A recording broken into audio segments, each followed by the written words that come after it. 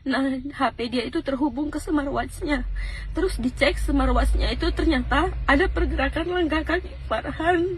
Ini kami sudah koordinasi bahwa pihak pacar ini sudah melaporkan ke cybercrime Polda untuk kami meminta supaya bisa dilacak koordinat terakhir. Nah, untuk membantu kami. Koordinat dari jam tangan itu ya?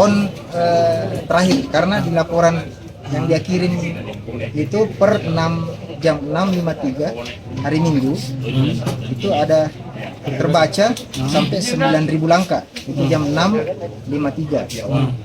Terus sampai ke jam 10 itu 5.33 AM ya, 13.000 langkah itu.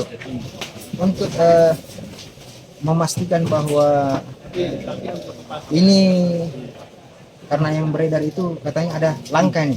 Nah, kami belum bisa memastikan bahwa ini hidup atau gimana. Intinya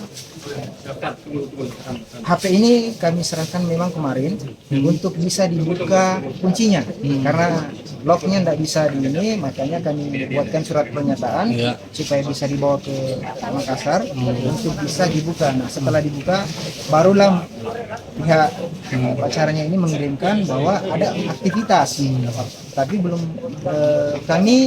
tim kami yang turun di lokasi dan yang menemukan barang ini itu tidak ada sama sekali mendengar atau ada permintaan tolong suara dan lain sebagainya sejauh ini termasuk tim yang menuruni tebing.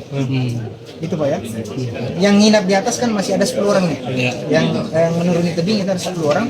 Memang tidak ada suara atau permintaan bantuan, belum ada sih ya. Kami tidak bisa mengatakan bahwa itu ada tanda-tanda kehidupan, tapi melihat dari kondisi ini, kalau dilihat secara ada pergerakan, tapi untuk memastikan bahwa itu hidup atau seperti apa kami belum bisa ini.